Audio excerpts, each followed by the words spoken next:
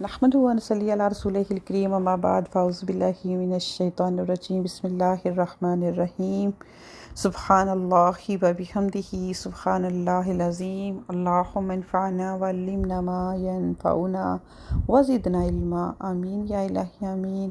अस्सलामु अलैकुम व रहमतुल्लाहि व बरकातुहू। उम्मीद करती हूँ कि आप सब खैरियत से होंगे। तो इंशाअल्लाह आज के टॉपिक की तरफ आते हैं, जिसका नाम है नफ्स मुतमइन, यानी कि एक मुतमइन नफ्स। तो कुरान पाक में एक कामयाब इंसान को नफ्स मुतमन्ना कहा गया, यानी कि मुतमइन रूह।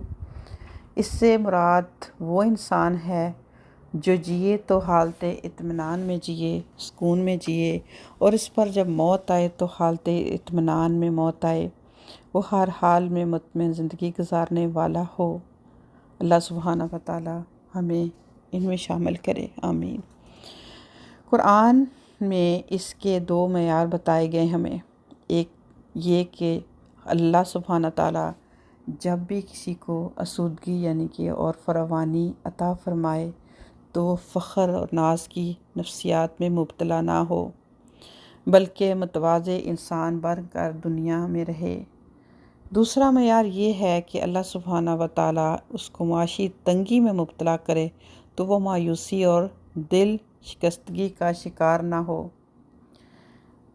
बल्कि वो सब्र शुक्र के साथ इसका इस्तकबाल करे। दुनिया की ज़िंदगी में हालात हमेशा यकसान नहीं रहते, ये हमें याद रखना चाहिए। यहाँ कभी फराखी आती है, कभी तंगी आती है, कभी मुश्किल पेश आती है और कभी आसानी। कभी तो मुआफ़िक सूरत हाल से साबका पेश आता है हमारा, और कभी नामुआफ़िक सूरत हाल से। मुख्तलिफ़ हालात इम्तहान के लिए होते हैं, जो कि अक्सर हम भूल जाते हैं। जो इंसान इन हालात में मुस्बत ज़हन पर कायम रहे और वो अल्लाह की नज़र में कामयाब ठहरे, और मनफी ज़हनियत का शिकार हो जाए तो वो नाकामयाब हो जाएंगे।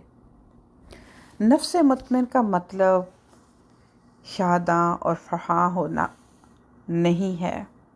इस दुनिया में शादां और फराह सिर्फ़ यानी कि हर तरह की खुशी, हर तरह की फरहत सिर्फ़ वो शख्स हो सकता है जो सतही तर्ज़ फ़िक्र का हामिल हो। हकीकत असल में ये है कि मादी आसाइश की कोई भी मिक़दार आला इंसान को मुतमिन नहीं करती। हर मादी आसाइश आला ज़हन वाले इंसान को अपनी ज़हनी सतह से कमतर महसूस होती है, इसलिए कि वो इस पर मुतमिन भी नहीं हो सकता।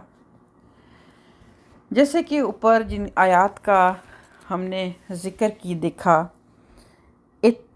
इत्मीनान का ताल्लुक़ दुनियावी चीज़ों से नहीं है, बल्कि अल्लाह सुब्हानहू व तआला से है। इसका असल मतलब ये है कि इंसान को अल्लाह की तरफ से जिस आज़माइश में भी डाला जाए, ख़्वाह वो फरावानी की आज़माइश हो या तंगी की आज़माइश हो, हर हाल में वो राज़ी रहे। कोई भी तजुर्बा अल्लाह की निस्बत से उसके मुतमिन क़ल्ब को बरहम ना करे। सुख की हालत हो या दुख की हालत हो, हर हाल में अल्लाह के साथ उसका रूहानी ताल्लुक़ यकसां तौर पर बरकरार रहे। तो बहुत ही छोटा सा प्यारा सा टॉपिक था, जिसमें हमने बहुत ही प्यारा मैसेज देखा कि अल्लाह सुब्हानहू व तआला हमें इन सारी बातों पर पहली चीज़ तो पढ़ने की, फिर समझने की, फिर अमल करने की तौफ़ीक़ अता फ़रमाए। देखिए, ये सारी चीज़ें अल्लाह सुब्हानहू व तआला ने इतने 100 साल पहले नबी पाक सल्लल्लाहु अलैहि वसल्लम के ज़रिए कुरान पाक में हम तक पहुँचा दी। लेकिन क्या हुआ कि हम, पहली बात तो ये है कि इसको उतना टाइम, उतनी अहमियत ही नहीं दे पाते।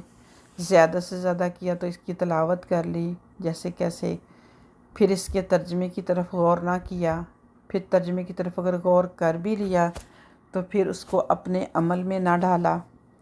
अगर कुछ समझ आ भी गया, किसी आयत का मफ़हूम समझ आ भी गया इल्ला माशाअल्लाह, तो वो सारी चीज़ें हम दूसरों की तरफ पॉइंट आउट करते हैं कि ये ख़ामी फ़लाँ में, ये ख़ामी फ़लाँ में, लेकिन क्या है कि अपनी ज़ात तो हम भूल ही जाते हैं।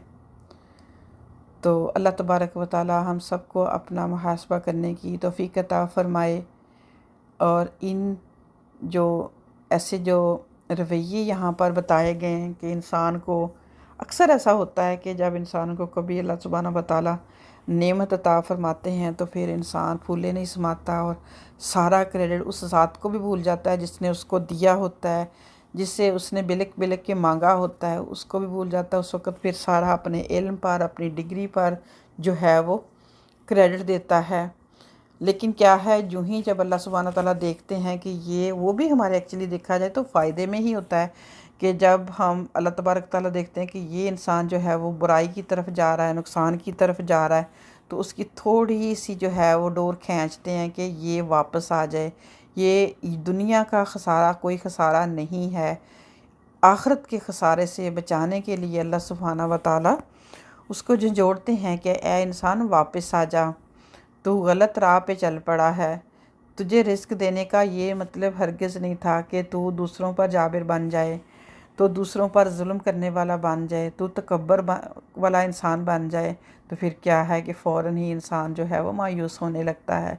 तो ये दो तरह का मैसेज था यहाँ पर कि जब अगर फिंगर पे हम इनके याद रखना चाहें कि अगर अल्लाह ताला नेमत दें अल्हम्दुलिल्लाह, अगर अल्लाह सुब्हानहू व तआला किसी नेमत से हमें महरूम कर लें तो अल्हम्दुलिल्लाह।